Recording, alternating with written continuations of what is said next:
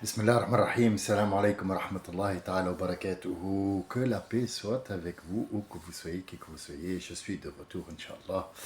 Euh, Ça a été bénin, ça a été très rapide, ça a été une opération très simple pour les tendons et qui m'a empêché, bien sûr, d'enregistrer hier. Et en fait, j'en profite pour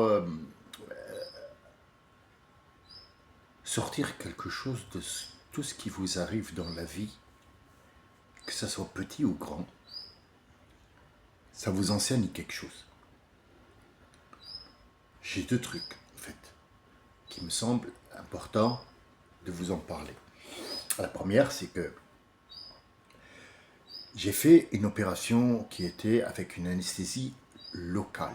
Donc, tu es réveillé dans ce bloc où les gens rentrent et sortent avec des points de suture et machin, on ne sait pas ce qui se passe. On le sait. Mais la plupart des gens ont peur de cette opération, ont peur de cette table où il peut se passer énormément de choses. Mais le seul enseignement que tu peux sortir d'une table d'opération, c'est ce qui va se passer et les résultats d'après. Je suis rentré, moi, pour un ligament. C'est une science. C'est pas n'importe qui. C'est pas un boucher qui va ouvrir, allez. Les opérations, j'en ai eu 14 au moins. Et toujours réveillé.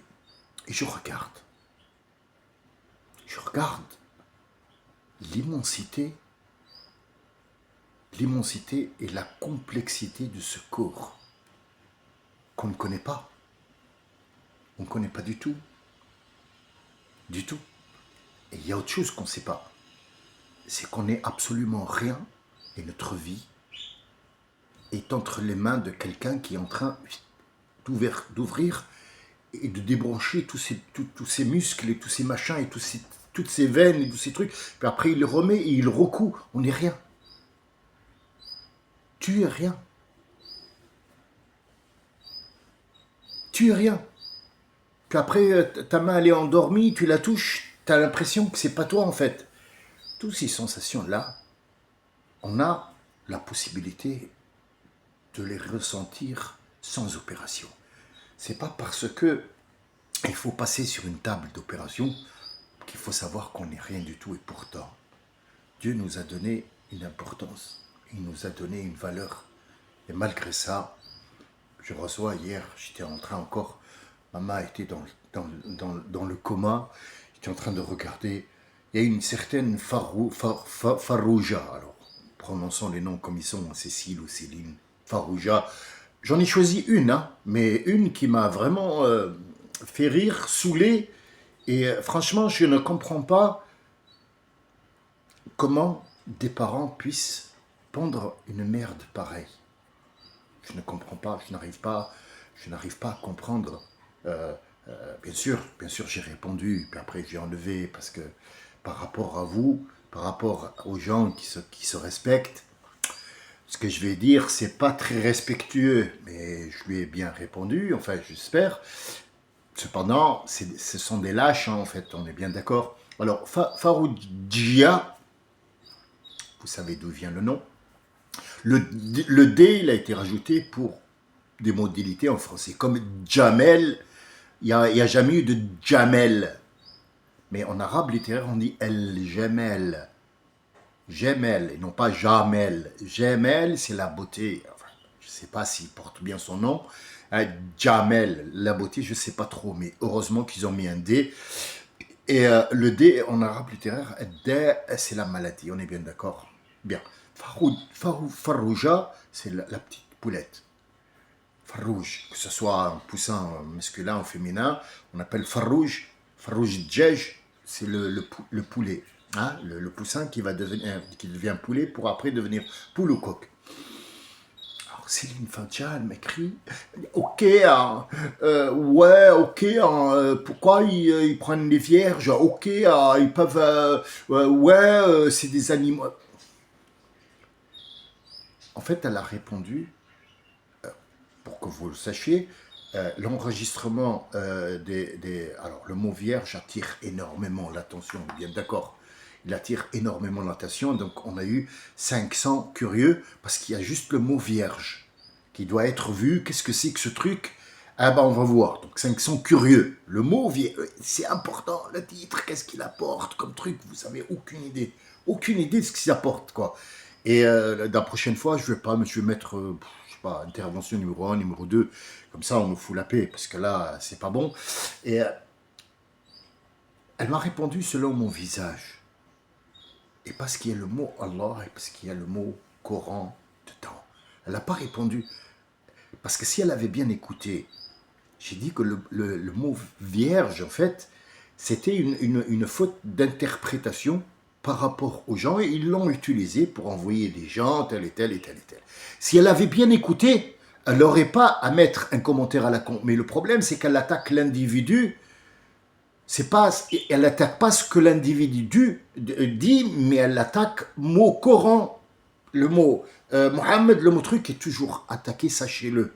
Ils vont vous attaquer et c'est pas fini, ça commence. Vous voyez ce qu'ils ont fait hier dans le bar. Ils ont commencé par le LFI, puis après, ils vont finir après par les autres, bien sûr.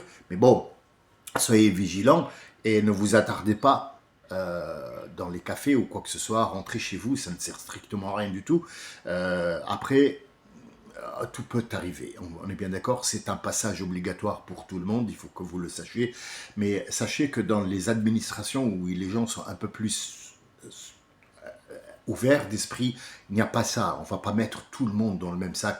Il y a des gens qui sont des fanatiques, comme il en existe partout dans toutes les religions, des fanatiques. Il y en a un qui me pose la même question, ça fait 6 ans. Il veut absolument, en fait, c'est-à-dire nous foutre ce qu'on est en train de faire en l'air, mais bon, il n'y arrivera pas. C'est toujours la même question. Dis-moi comment un saint d'esprit, alors il s'appelle Kaka, ou je sais pas, un truc, enfin, qui est lié aux excréments. Et alors il me fait rire, parce que je lui ai moi-même posé la question, je lui ai dit, je peux te répondre sur cette question, mais il faut que tu me répondes. Combien de prêtres t'es monté dessus? Moi, je te répondrai le reste. Alors, la question, il veut savoir comment un homme de 52 ans peut se marier avec une femme de 9 ans. Est-ce que c'est normal? Ah bah, puisque le Coran le dit, alors c'est vrai. Hein? Merci pour la réponse. Alors, je vais te répondre, espèce de connard. Enfin, je t'ai déjà répondu et je t'ai bloqué. Et je sais, par contre, en fait, à chaque fois, tu changes et à chaque fois, je te trouve. À chaque fois, tu changes et à chaque fois, je te trouve. Sache-le. J'ai des enfants qui sont dans l'informatique. Et donc, niveau hacker, je pense qu'on est assez calé pour te retrouver. Mais est-ce que ça sert à quelque chose de venir remuer une merde? Non, je pense pas. Par contre, je peux te répondre sur cette question si tu me dis les prêtres qui te sont mis, qui sont montés sur toi, et ta mère quand elle était petite, elle avait 2 ans et demi, on l'a emmenée pour le baptême, elle est passée pour que le prêtre lui fasse le truc, il est monté dessus. Bon, hein? 2 mois et demi, ça fait beaucoup, hein, vous attaquez les fœtus, vous. Bon, bref, alors, dis-moi, par quel cierge il a commencé, par le petit ou le grand? Si tu me réponds à cette question, moi je te réponds pour l'autre. Et sache que tu n'arriveras pas, sache que, peu importe les mots que tu vas utiliser, tu n'arriveras pas à bouger un seul cheveu de notre foi ou de notre amour pour cette personne qui, quand tu entends son mot, tu boues de l'intérieur, mais nous, c'est la bouffée d'air qu'on a. Crétin. Bon, passons aux choses sérieuses, s'il vous plaît. Et ouais, on va pas... On a dit qu'on allait mettre As-Sabiqoun sur un exemple vivant. Comment sortir ces perles, comment faire cette entreprise et comment, en se basant sur ça, les fruits, la fabrication du savoir-être, savoir-faire et savoir-vivre, savoir accepter et refuser, savoir regarder, analyser, savoir après comment mettre en évidence la pensée et savoir comment mettre en équivalent les gestes qui sont justes avec l'intention qui est juste. Et là, tu as le fruit qui en sortira des perles. En gros, c'est une seule porte. On est bien d'accord, je ne vais pas ouvrir toutes les portes. Chacun voit midi. Mais disons qu'on va prendre l'exemple qui est le plus commun, le plus répandu. un monsieur qui va prendre une femme pour épouse et qui va fonder une famille. Quelles sont les bases? Qui est la femme, qui est l'homme? Qu'est-ce qui se passe? Pourquoi la femme elle est enceinte? Comment il faut faire pour avoir des bonnes choses? Tout ça, Muhammad sallallahu alayhi wa sallam, ouais, oui, ceux qui le détestent, il nous a tout appris. On lui a posé la question, comment on peut faire une mâle ou une femelle? Comment on peut savoir comment, à l'époque où il n'y avait même pas encore tous ces outils pour savoir est-ce que c'est un garçon ou une fille, l'échographie, on voit le bébé avec les trucs, donc en fait tout est conforme. La science est venue pour confirmer quelque chose qui existe et qu'on doit chercher, mais qu'on ne voit pas. La science est venue comme le crétin qui a écrit un truc, excusez-moi, ouais, mais le truc du bâton que vous avez donné sur votre je sais pas quoi, entre parenthèses, il écrit Mohammed, il sait pas quoi, heureusement, parce que je sais pas s'il savait, heureusement, c'était quoi. Ouais, ça c'est un truc grec rien qui n'est pas prouvé scientifiquement dans le cul de poule dans le truc, et puis le renard est monté sur sa mère la pute. Enfin bref, c'est un connard tout né. Et alors, et à la fin, il dit « Ah, et encore raté ». On dirait qu'on essaie, tu vois, d'entrer par effraction dans son derrière, quoi. Bon, excusez-moi, mais... ah, je dois absolument... Ah oui, mais c'est un régal pour moi. Hein. Bref. La science est venue. Alors, ce monsieur, il faut d'abord qu'il choisisse une dame. Comment on choisit une dame? Parce qu'elle a une grosse poitrine, parce qu'on irait tomber amoureux de son visage. Et si demain elle fait un accident et qu'elle a plus ce visage, tu l'aimeras encore? Le prophète est venu, il a réglé cette histoire. Pas de lui, c'est des ordres de Dieu. Tunkahul mar'a li khams. La femme, on se marie pour 5 choses qui existent chez la femme. On peut se marier pour son argent, mais l'argent finit. C'est ce qu'on voit. C'est ce qu'on voit. La femme ou l'homme se marie en fonction de l'argent, en fonction des... je fais les papiers, en fonction de je sais pas quoi, enfin tout. Hein, l'argent, en gros, il englobe tout. Parce qu'il a des maisons, parce qu'il a des terrains, parce qu'il est riche, parce que je sais pas quoi. Lui ou elle, pareil.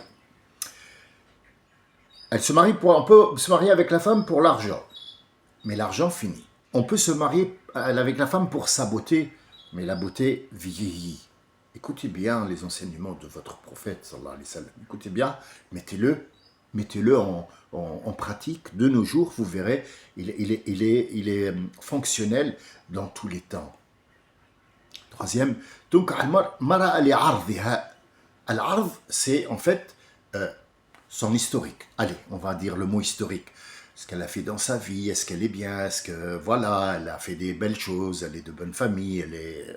Voilà, comment elle est, son caractère. Mais elle pourrait changer.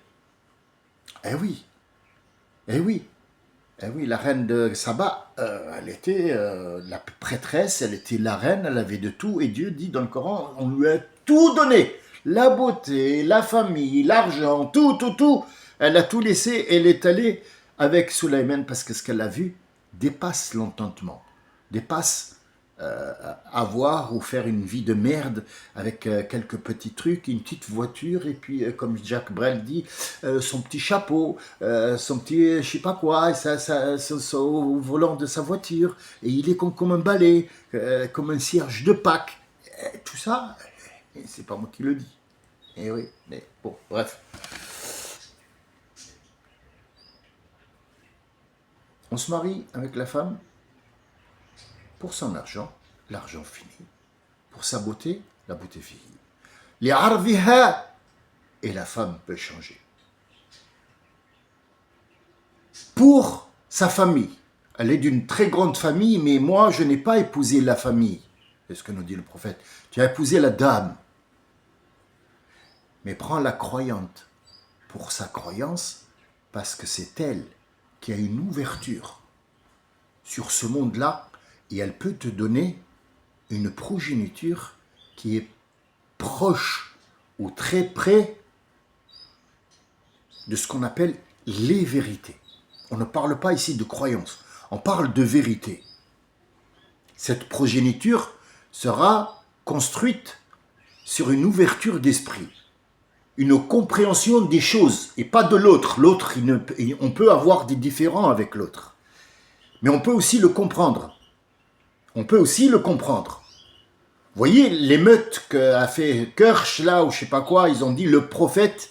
Sachez que le prophète alayhi salam, l'un des signes de la fin des temps, c'est que vous allez avoir énormément de prophètes dans toutes les religions. On en a un déjà, hop, qui apparaît. On a fait un prophète. Alors, prophète de quoi? De Jésus-Christ. Oui, mais Jésus-Christ lui-même, c'est un prophète. Isa ibn Maryam va revenir parmi nous et il va apporter une vérité qu'il n'avait pas et il va se défendre contre les accusations qu'on lui porte. Sachez-le. Nous attendons son retour, nous, avec impatience, parce que nous, on le respecte. Isa ibn Maryam, al-Yassoua, Jésus, nous le respectons autant que nous respectons notre prophète. Nous respectons Moussa et notre prophète, il a dit « Wallazi ba'atha Muhammad bil-haqq » celui qui m'a envoyé avec la une vérité. Si Moussa était là, il me suivrait les yeux fermés, parce que ce que je rapporte, c'est ce qu'il a entre les mains.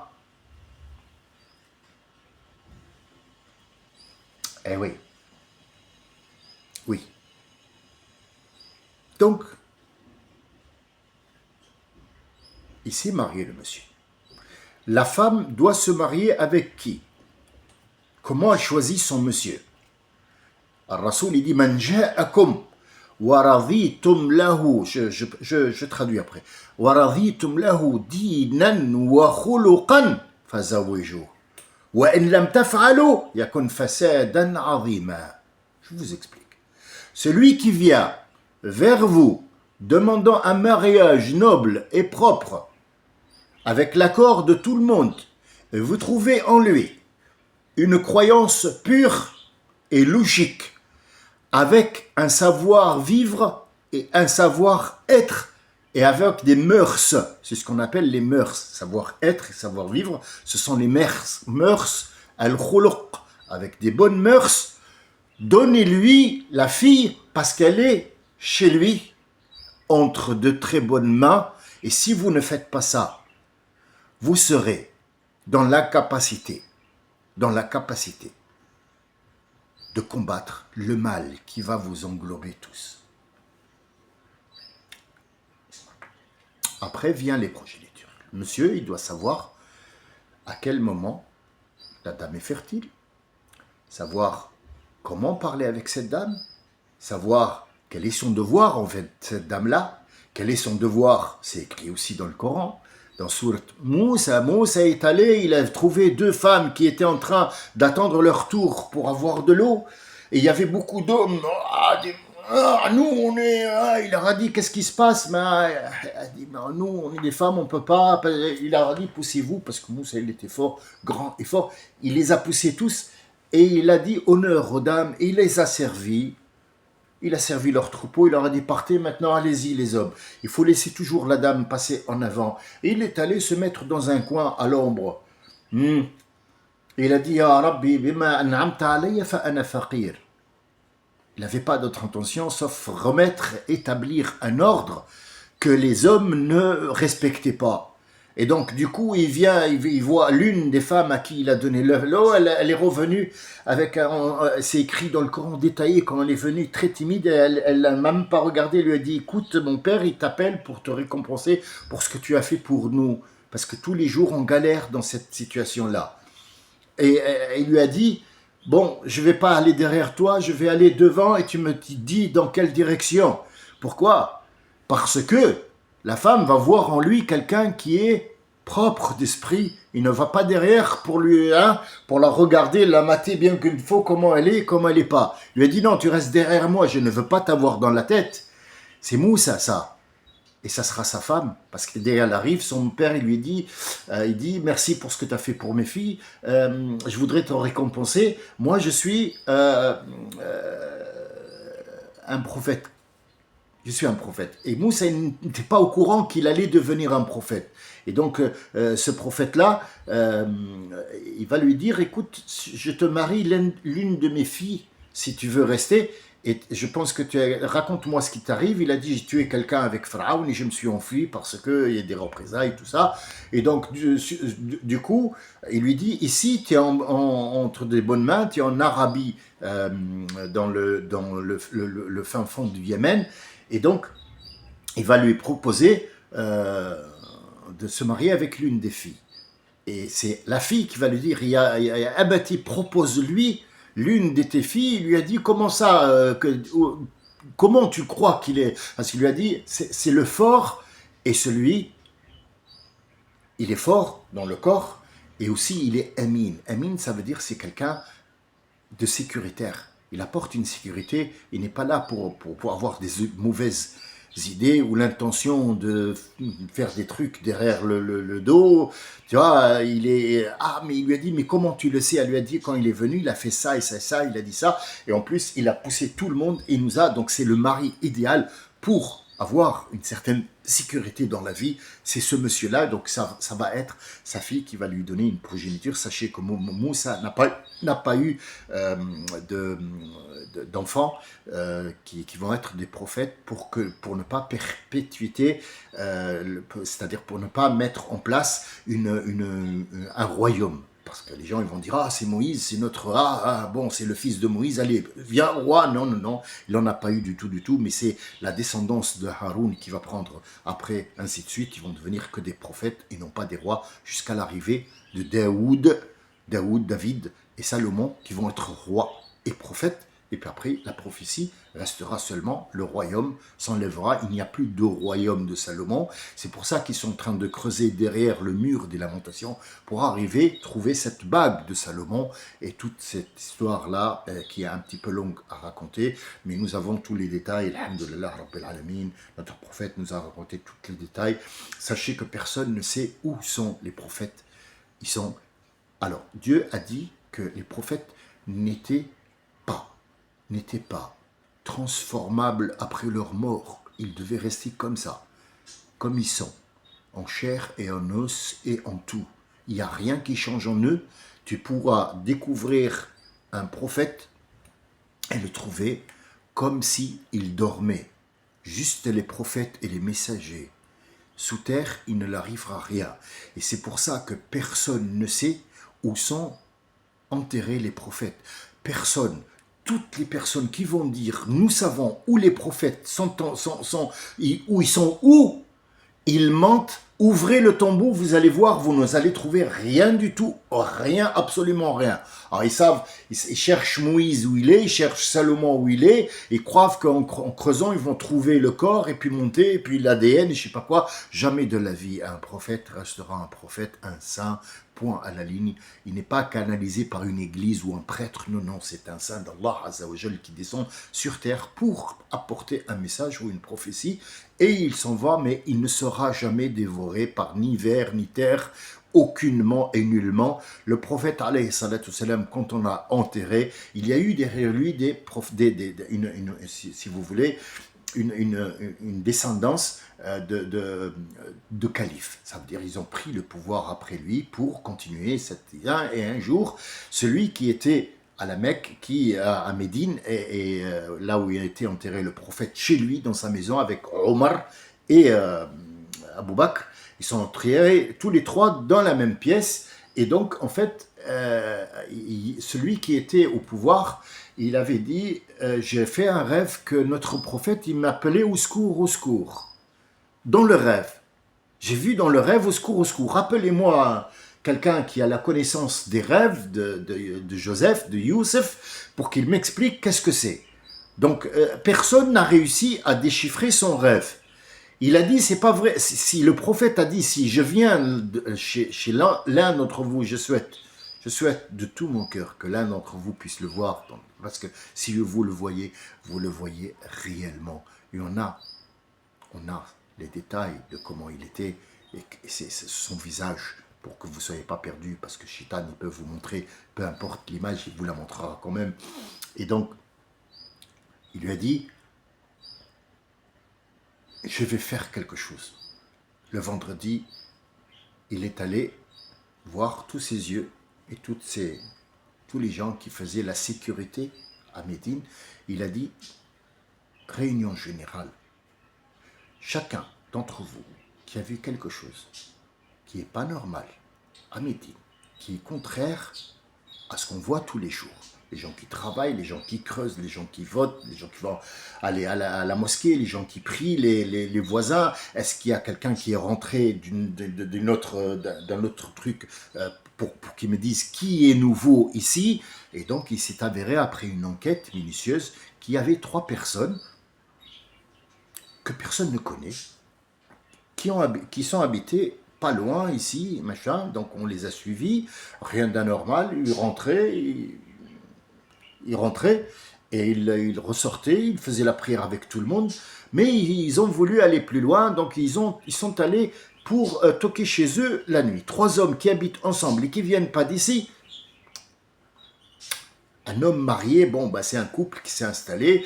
La femme, elle doit avoir certainement une relation de famille avec une tribu qu'on connaît, mais ces 3-là, on ne les connaît pas, on ne sait pas de quelle tribu ils viennent. On est à Médine, et donc c'est très... la sécurité, elle doit être plus élevée que la normale. Donc en fait, on va voir à travers les portes et les fenêtres qu'il y a une activité anormale dans cette petite maison qui a été louée pour ces gens-là. Et donc on va prévenir le calife qui va envoyer bien sûr les soldats et ils vont rentrer, ils vont trouver que ces 3 messieurs ont creusé pour arriver, pour déterrer la tombe de notre prophète, le corps de notre prophète. Et ils étaient à 2 mètres de réussir. Et donc c'était ça le rêve de ce calife. Et il a fait bétonner autour de notre prophète sallallahu alayhi wa sallam sans le découvrir, sans ouvrir la tombe. Il a fait bétonner autour et dessus pour que personne n'y arrive. C'était pas un appel au secours, non, c'était une histoire pour que nous l'avons et que tu saches que le seul être humain où on sache que son peuple sait où il est, c'est le prophète Mohammed sallallahu alayhi wa sallam.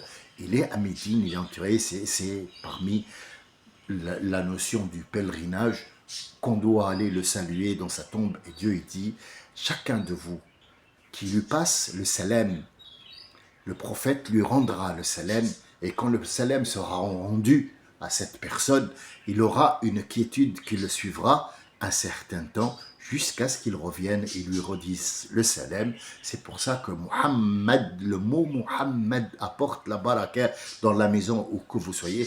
Ne croyez pas que celui qui va insulter notre prophète, il aura pour rien ne pourra arriver, sauf qu'il va s'en prendre à des gens qui n'ont pas, qui sont très polis, très pieux, mais qui n'ont, si ça se fait, qui n'auront aucune pitié.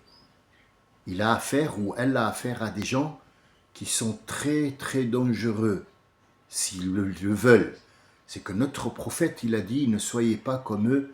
Et pour cette histoire-là, pour conclure, parce qu'on est à 28 minutes, malheureusement, je vous ai dit, il fallait du temps pour comprendre Surat al-Waqi'a.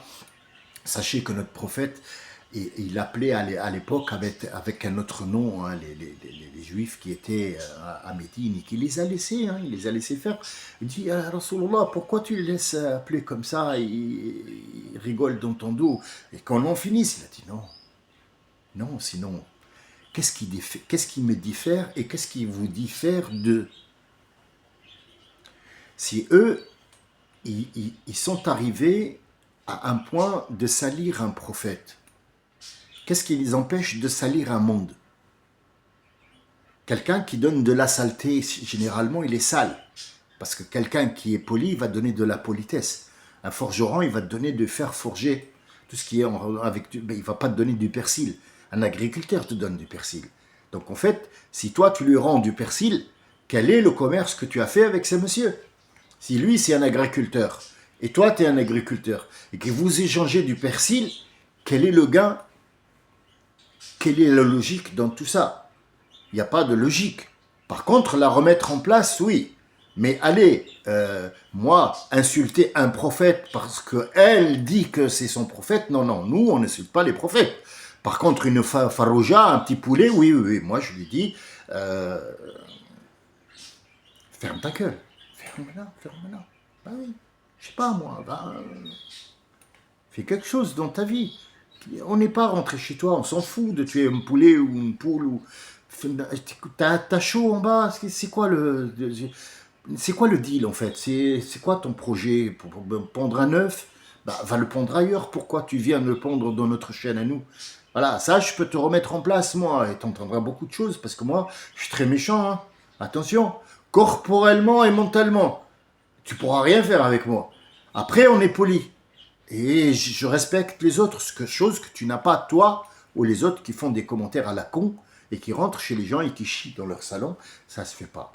On va arrêter là aujourd'hui, Inch'Allah, parce qu'il y a beaucoup d'informations aujourd'hui. Je suis un petit peu encore il faut le kiné pour remettre tout ça en place, mais je voudrais vous dire, Wallahi, on n'est rien.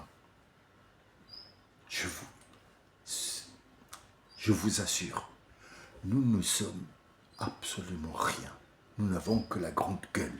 L'être humain a la grande gueule et pourtant, Dieu lui donne tout, tout ce qu'il veut. Il veut juste détruire.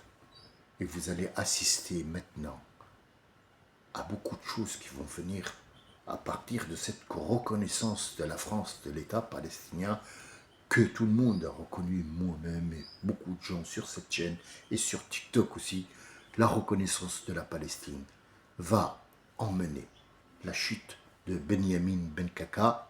Et sachez que Benyamin Yetan Yao, ça veut dire Dieu a donné. Il s'appelle Dieu a donné. Ben Netanyahu s'appelle Dieu a donné. Ben Yamin, celui qui a promis et Dieu a donné. C'est son nom. Vous vous rendez compte? Ben Yamin, c'est celui qui a promis. Qui a promis. Et son prénom, c'est Dieu a donné. Vous savez combien de personnes? C'est un tueur en série de la civilisation, pas d'être humain, non, non, non, non, non. En fait, c'est un tueur en série du droit international qui a jamais existé. Jamais. Il n'y a jamais eu de droit international. Le droit international, c'est avoir le droit d'avoir un fusil, de machin. C'est pas un droit international. Les droits de l'homme n'ont jamais existé, puisque vous savez, vous voyez comme moi ce qui se passe. Donc en fait, c'est pas notre sujet de conversation. J'ai pas envie de rentrer là-dedans, mais pour vous dire, vous allez assister à des choses qui vous ont été promises.